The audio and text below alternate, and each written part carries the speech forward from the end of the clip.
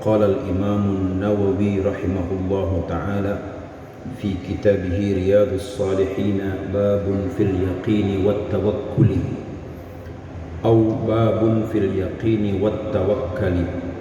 قال الله تعالى بسم الله الرحمن الرحيم الذين قال لهم الناس إن الناس قد جمعوا لكم فاخشوهم فزادهم إيمانا وقالوا حسبنا الله ونعم الوكيل فانقلبوا بنعمة من الله وفضل لم يمسسهم سوء واتبعوا رضوان الله والله ذو فضل عظيم. وشرح الإمام النووي رحمه الله تعالى يمدح تعالى المؤمنين الذين استجابوا لله والرسول بأن تخويف الناس لهم زادهم تصديقا ويقينا وقوة وقالوا حسبنا الله أي كافينا الله ونعم الوكيل أي الموكول إليه الأمور. صدق الله العظيم وبلغنا رسول الله النبي الحبيب الكريم ونحن على ذلك من الشاهدين. Hadirin jamaah salat zuhur Masjid Ukhuwah Islamiyah Kampus UI Depok yang berbahagia, semuanya insya Allah dicatat sebagai calon-calon penghuni surga oleh Allah Subhanahu wa Ta'ala.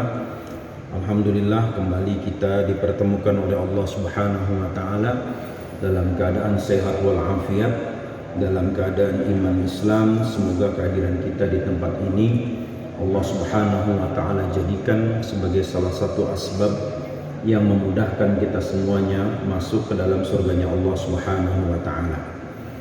Melanjutkan pembahasan kitab Riyadhus Shalihin, kali ini akan dibahas bab tentang yakin dan tawakal kepada Allah Subhanahu wa Ta'ala. Imam An-Nawawi mengutip satu ayat di dalam surat Ali Imran ayat 173 dan ayat 174. Allah Subhanahu wa Ta'ala menggambarkan sifat dari orang-orang yang bertakwa, yaitu alladzina qala lahumun nas. Orang-orang yang bertakwa itu adalah mereka ketika orang-orang munafik berkata kepada mereka, innan nasa qad jama'u lakum, bahwasanya orang-orang Quraisy berkumpul untuk menyerang kalian, fakhshawhum, takutlah kepada mereka, fazadahum imanan, justru ucapan itu membuat iman mereka bertambah. Wa qalu hasbunallah wa ni'mal wakil, dan mereka membalas pemberitaan orang-orang munafik itu dengan ucapan hasbunallah wa ni'mal wakil, cukuplah bagi kami Allah dan dialah sebaik-baik penolong. Fanqalabu bi ni'matin minallah.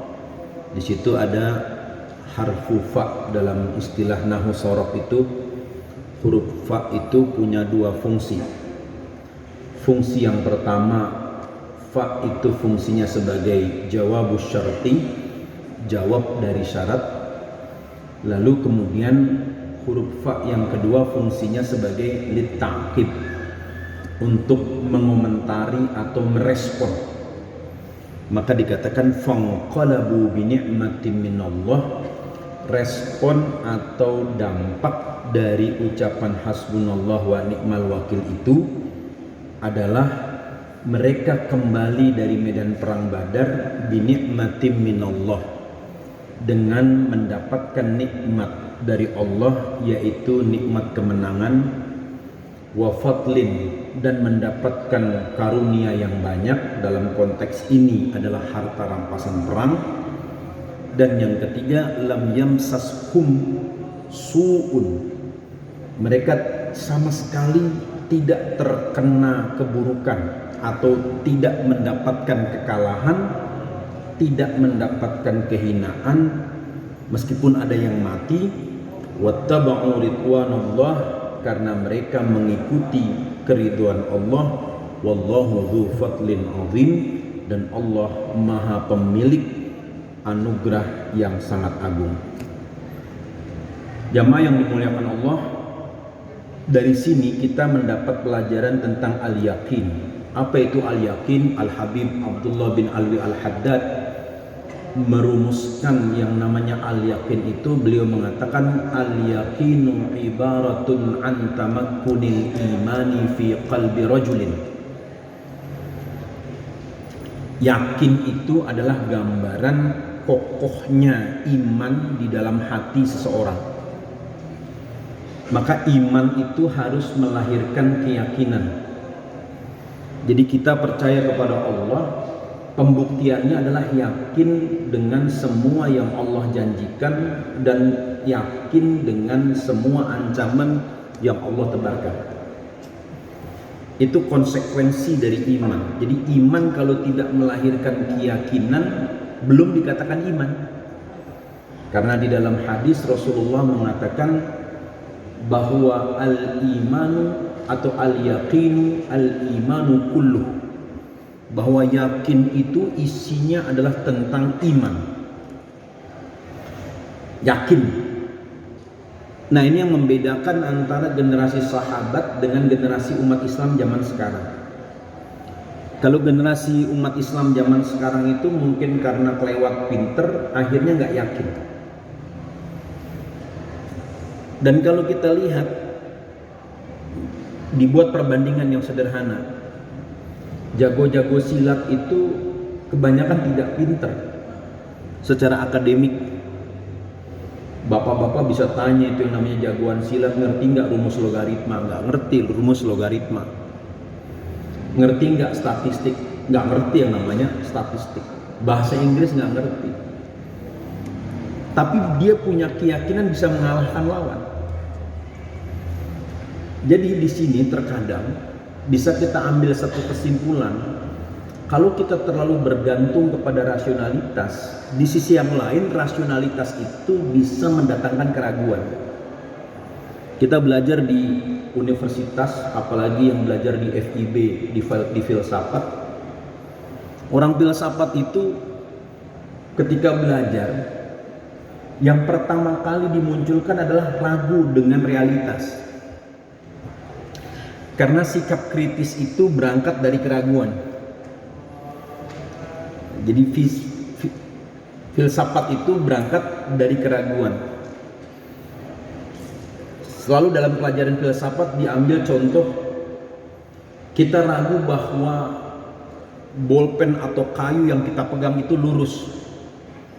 Kenapa? Karena ketika dia dimasukkan ke dalam air, maka kayu atau bolpen itu akan berubah menjadi bengkok. Dasar dari filsafat itu sebagaimana dikatakan di dalam ucapannya René Descartes atau René Descartes, yaitu cogito ergo sum. Aku berpikir maka aku ada. Tapi untuk sampai pada kesimpulan aku ada, maka harus diragukan dulu yang ada. Nah, ini kemudian menimbulkan persoalan ketika kita meragukan banyak hal.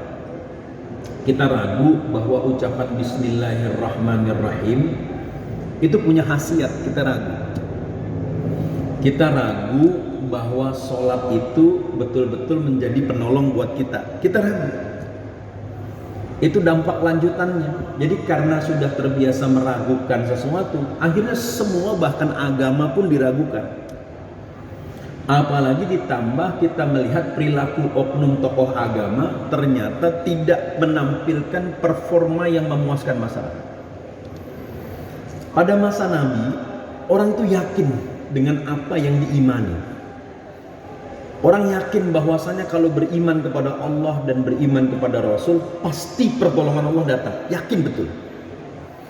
Dan memang kita akui bahwa secara intelektual akademik para sahabat itu tidak pinter. Apa buktinya? Buktinya mazhab fikih tidak muncul di zaman sahabat. Di zaman Nabi nggak ada mazhab fikih. Karena para sahabat setiap kali mereka mendapat masalah, mereka tanya Nabi dan Nabi memberi jawaban. Dan setelah itu nggak ada pertanyaan lagi. Mazhab fikih itu baru muncul setelah sahabat meninggal semua. Di situ orang dituntut untuk mengembangkan kreativitas, dituntut orang untuk berijtihad, rasio dipakai. Dalam contoh kasus surat Ali Imran ini, Allah menggambarkan bagaimana tingginya keyakinan para sahabat. Ketika mereka mempersiapkan diri untuk menghadapi perang Badar, jumlah pasukan Mekah itu kurang lebih 1000 pasukan.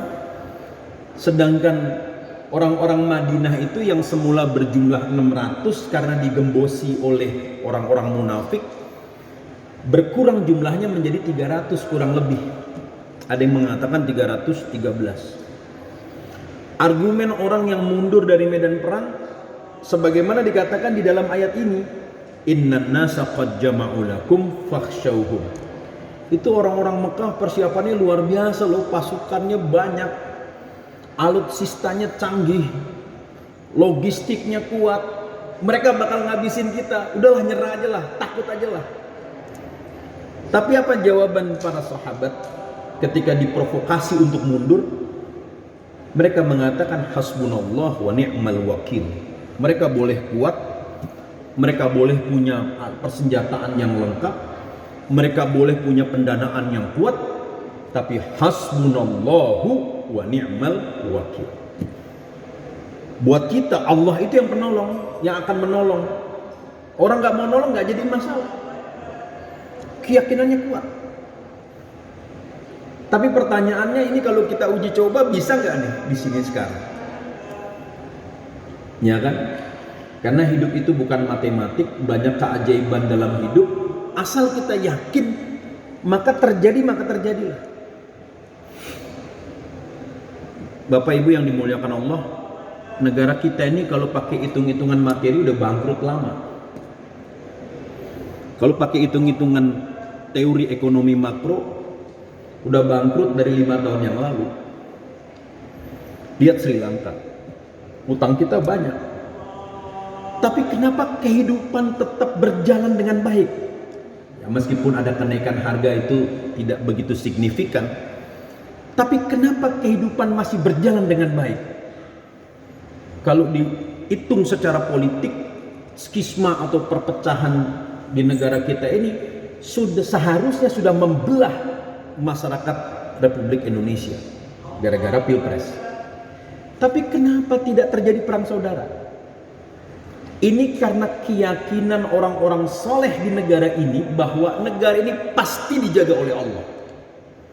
Dan alhamdulillah itu ada faktor X yang menyelamatkan negara ini dari kehancuran. Jadi mungkin karena di setiap kota itu masih ada orang solehnya. Jakarta itu kalau kita pakai hitung-hitungan layak atau tidak turunnya azab, itu harusnya sudah diazab sebelum Anies jadi gubernur. Jauh-jauh hari sudah harusnya diazab Jakarta itu. Maksiatnya banyak. Sebut tempat maksiat di Jakarta. Mulai dari sana Muara Karang, Pantai Indah Kapuk, itu banyak tempat maksiat. Geser ke timur Ancol, Tanjung Priuk, Cakung, tempat maksiat. Geser lagi ke arah selatan, masuk Jakarta Pusat, perbatasan barat dan pusat, Mangga Besar, Mangga 2, mangga-mangga lainnya, sampai Mangga Mas, ada semua di situ tempat maksiat. Masuk ke Tanah Abang Timur, masuk lagi ke wilayah tengah, diskotik, kafe, banyak. Kalau hitungan teori matematik harusnya udah diazab, tapi kenapa sampai sekarang nggak turun azab?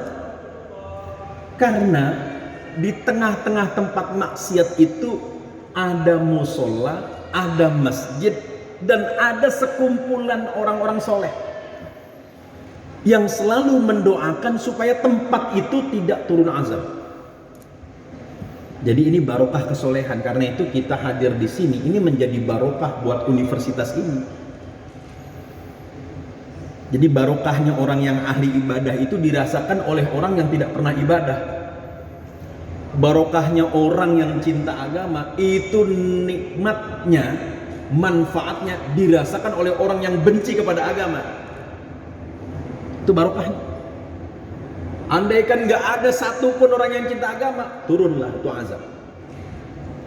Jadi kita gak bisa anggap sepele ucapan istighfar yang kita baca, karena di dalam Quran surat Al-Anfal ayat 33 Allah mengatakan wa ma kana Allahu liyu'adzibahum wa anta fihim wa ma kana mu'adzibahum wa hum yastaghfirun. Tidak mungkin Allah menurunkan azab kepada mereka selama kamu wahai Nabi ada di tengah mereka, dan tidak mungkin Allah menghukum mereka selama mereka mengucapkan istighfar.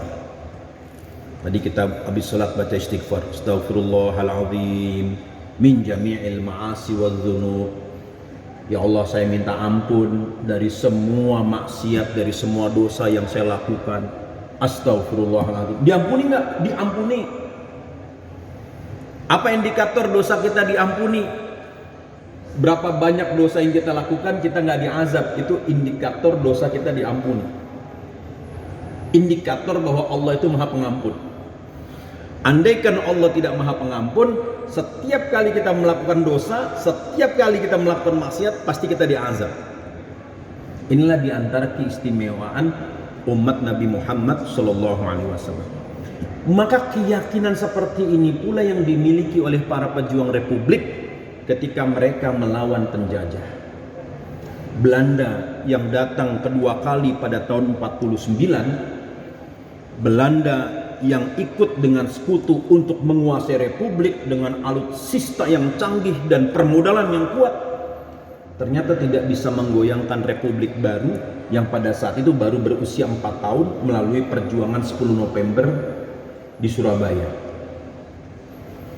Ini kan satu indikator bahwa yakin itu bermain.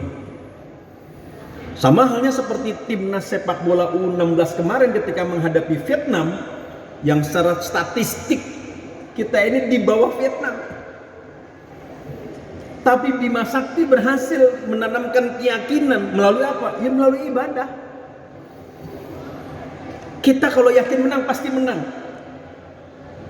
Akhirnya menang nggak? Menang 1-0. Ini berbeda dengan Erik ten Hag yang tidak bisa menanamkan keyakinan kepada para pemain baru MU.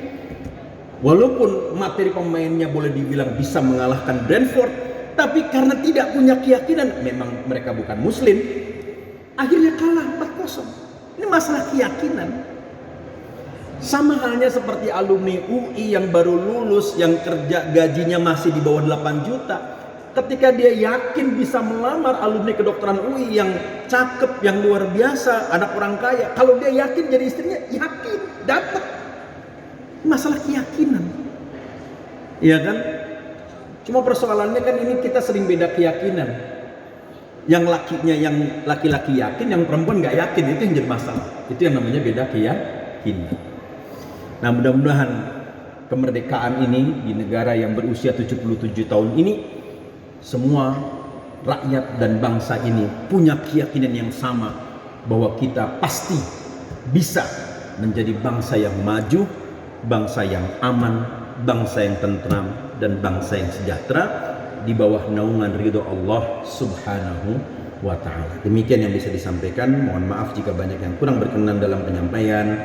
Usikum wa nafsi bittaqullah, wallahul muwaffiq ila aqwamit thoriq. Wassalamualaikum warahmatullahi wabarakatuh.